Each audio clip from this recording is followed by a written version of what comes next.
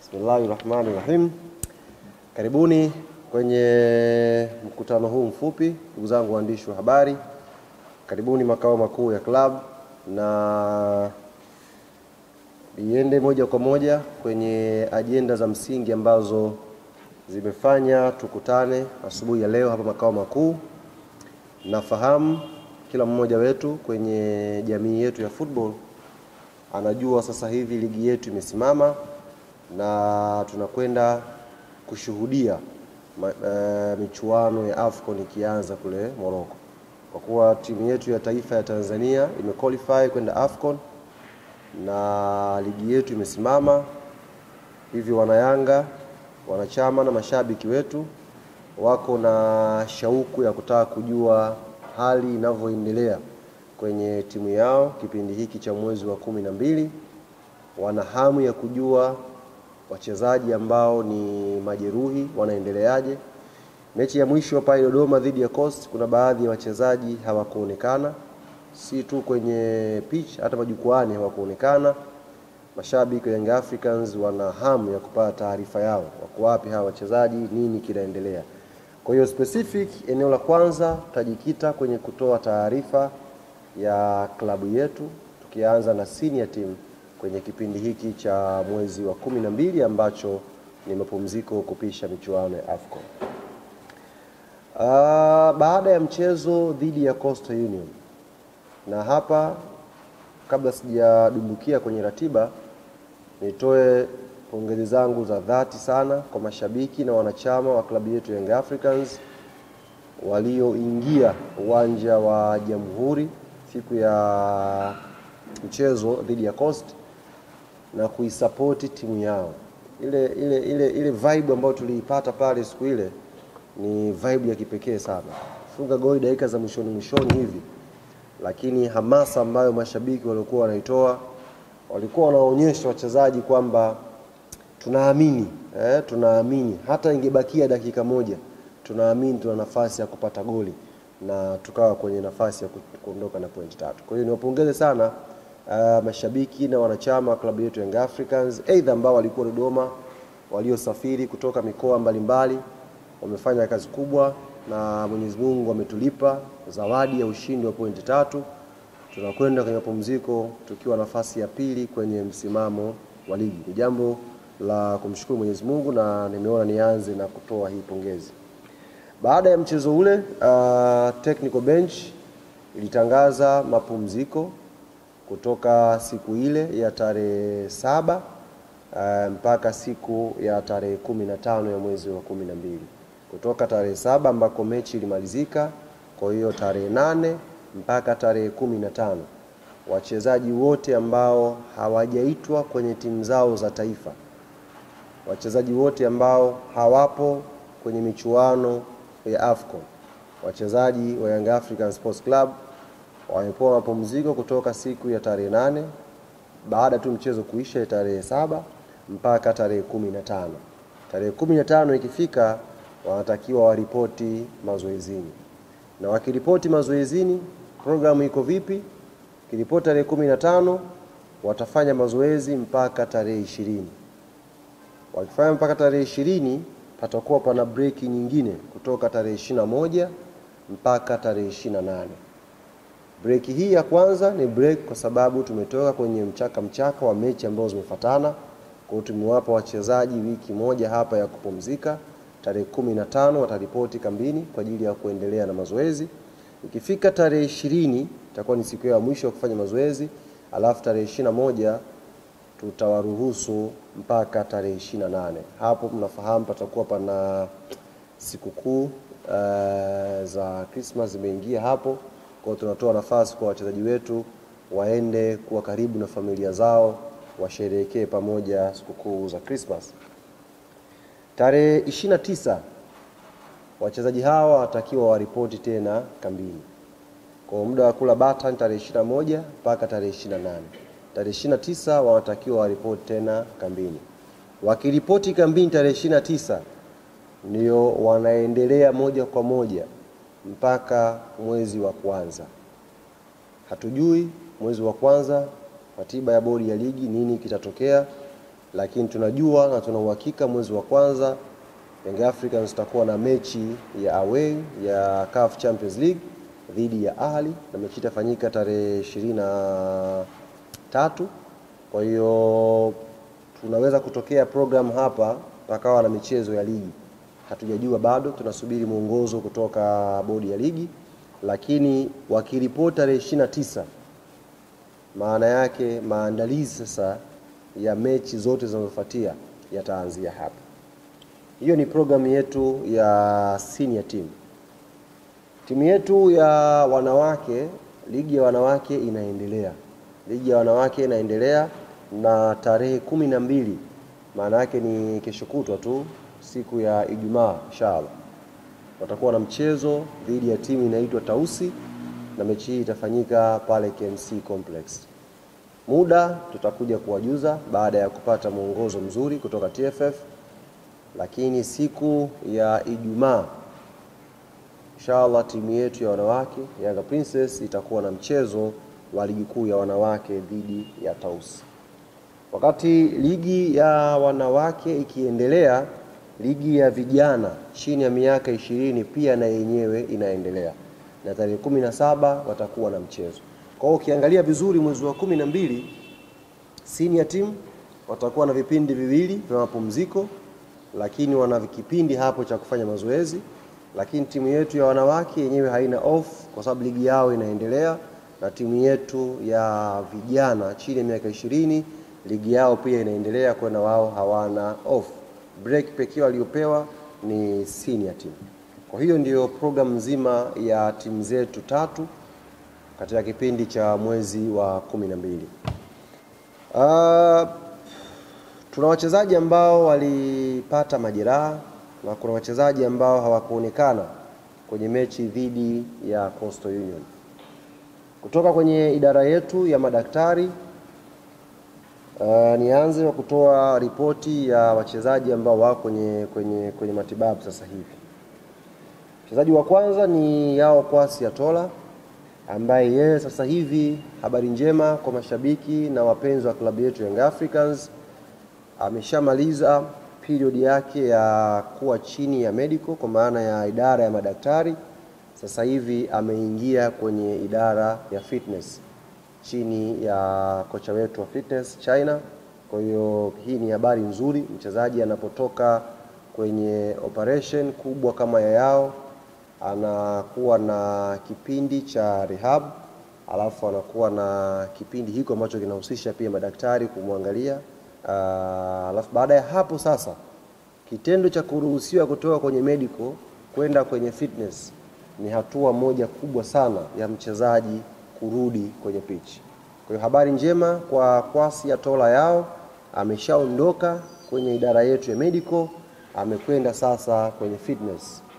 Chances za kurudi kwa mujibu wa madaktari ni Januari mwishoni au Februari mwanzoni. Januari mwishoni au Februari mwanzoni. Idara yetu ya madaktari wanaamini Kwasi Atola Yao atakuwa ameshamaliza medical, ameshamaliza fitness, na mwalimu anaweza kumjoin sasa kwenye program za timu, mazoezi ya pamoja. Mchezaji mwingine ni Clement Mzize. Ameshafanyiwa operation yake, taarifa tumeshaitoa. Watu wanataka kujua muendelezo wake sasa hivi ukoje. Mzize sasa hivi yupo chini sasa yupo kwenye hiyo rehab process, na yupo chini ya Dr. Yusuf kwa maana ya physio. Ameanza mazoezi mepesi. Mazoezi mepesi sio ya fitness. Mazoezi mepesi kutokana na jeraha lake. Jaribu kukunjua ule mguu, goti, tuone limekuwa sawa kiasi gani. Kwa hiyo yupo katika kipindi hiko, bado hajafika kwenye kipindi cha fitness. Unaweza kumuona Mzize, umepata picha yuko gym, lakini usiamini kwamba gym kaenda kufanya mazoezi ya fitness. Yupo chini ya idara ya madaktari na Dr. Yusuf kwa maana ya physio wetu ndio anamsimamia kwa sasa hivi.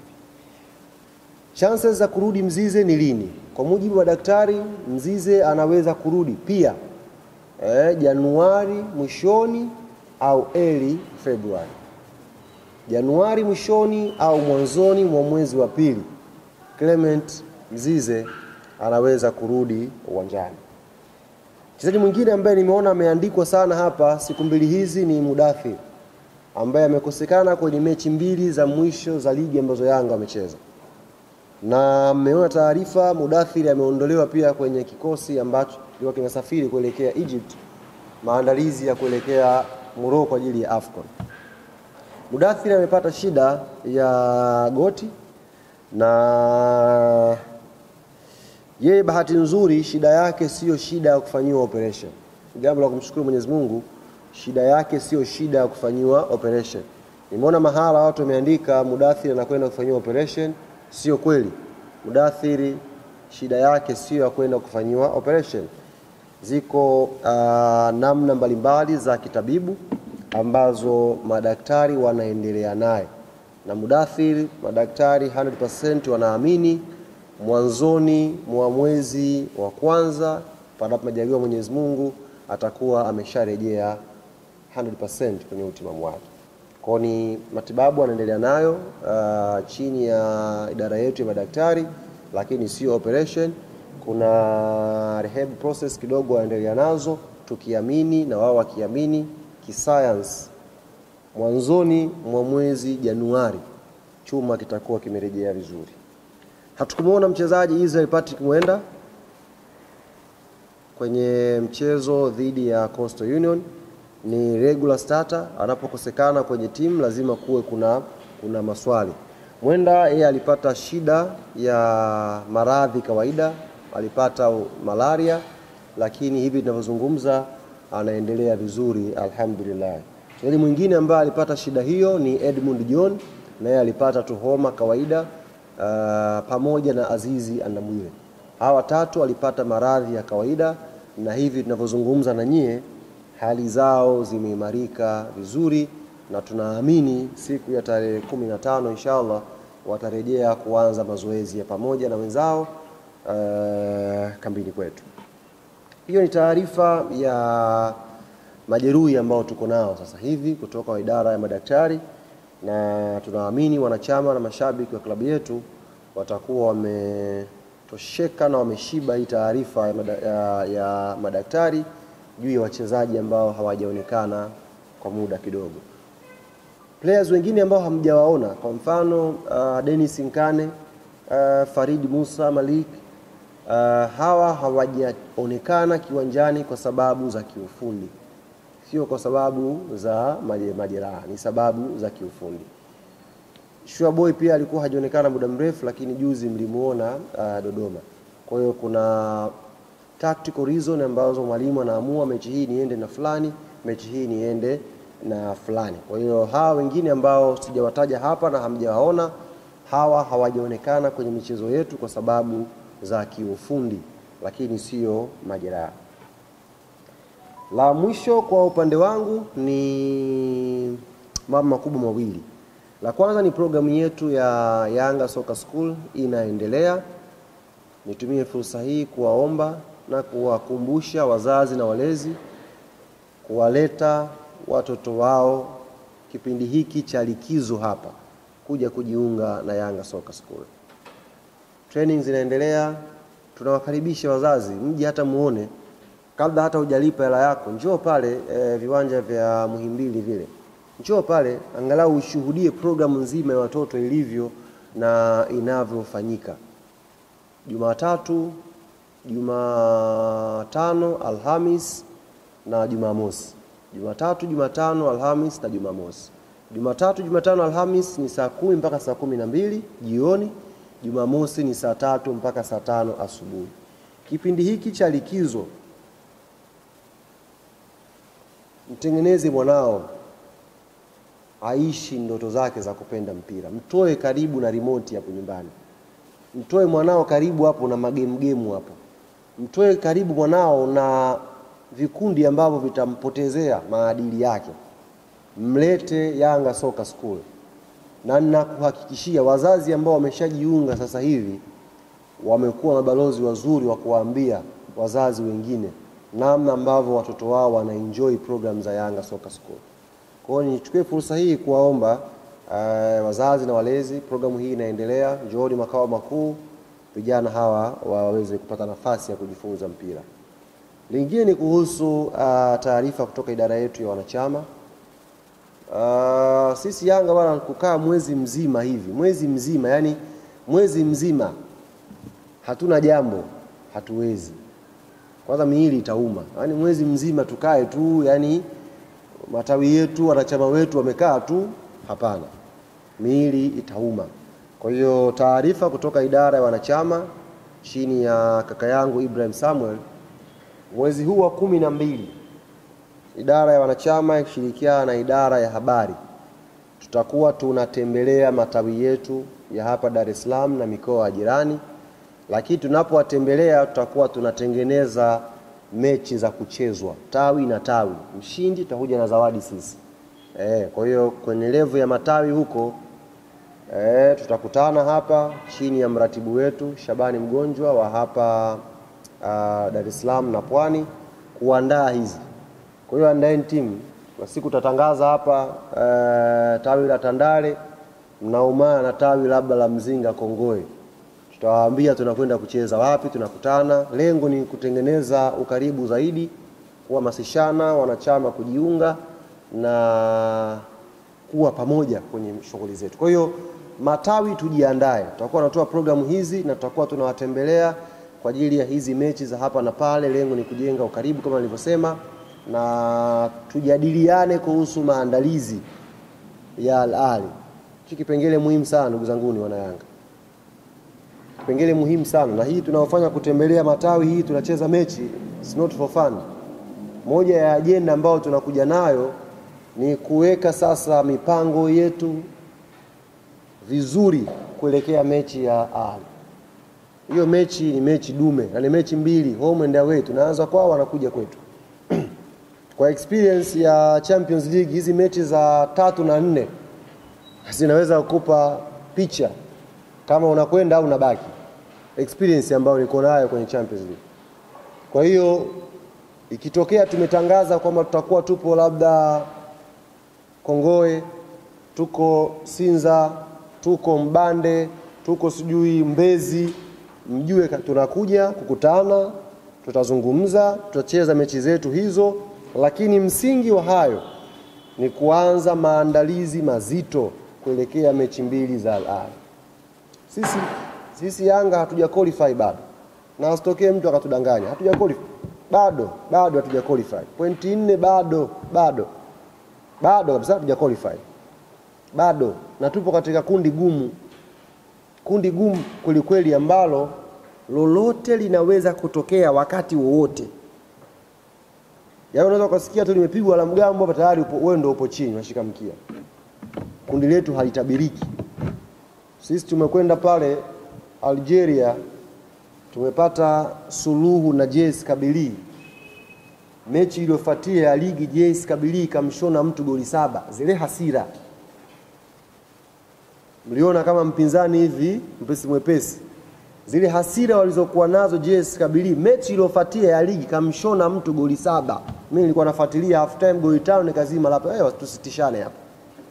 Kazima laptop mapema. Chuma 7. Tupo katika kundi gumu, kundi zito. Kwa hiyo pointi 4 hizi zisitudanganye tukarelax. Tusirelax. Bado tuna kazi ya kufanya ili tuweze kwenda hatua ya robo finali. Na hiyo kazi ya kuifanya sio Pacome, sio Dube peke yake. Ni kazi ya kufanywa na wanayanga wote. Kwenye levu ya matawi, levu ya wanachama, levu ya viongozi, ni lazima tuanze maandalizi. Tujue tunapita njia zipi, tunapita chocho lipi tuweze kuvuna kitu kwa Al Ahly.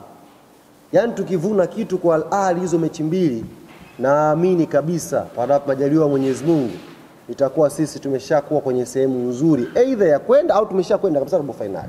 Ni hizo mechi mbili tu za Ahly. Sasa hivi tunavyowaza sisi hivi ndivyo hivyo Ahly naye anawaza hivyo. Kwamba hizi mbili na Yanga hizi mimi nichukue pointi zangu nikae kileleni nifuzu. Mechi za mwisho nicheze bila pressure. Ndivyo iko hivyo. Kwa ni mechi ambazo zimekaa kimtego. Wale Farabat na JS Kabylie na wao hivyo. Wana mechi zao mbili lakini masikio yao, macho yao ni mechi ya Yanga na Ali. Kitakachopatikana kwenye hizi mechi mbili, yani hizi pointi 6, kama atavuna mmoja zote, mmoja atavuna 4, tutagawana 3-3, ndio itawapa taswira FAR Rabat na JS Kabylie nini wakifanye kwenye mechi zao nyingine mbili za mwisho. Kwa hiyo it's very tricky. Bado tunamshukuru Mwenyezi Mungu, yes, lazima tujipongeze na tushukuru kidogo ambacho tumekipata, lakini bado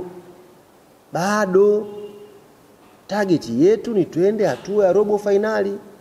Robo finali hauendi kwa kushinda mechi moja na sare mechi mbili za kwanza. Nimetoa mfano sehemu last season tulikuwa na pointi 8 sisi. Yaani maana yake tulioga na mjini hatukwenda. Simu iliyopita pointi 8. Tulioga vizuri kabisa. Lakini hatukwenda mjini. Ukifanya research utagundua kwamba tulianza vibaya, mechi mbili za kwanza tulifungwa na Al Hilal, hapa tukafungwa.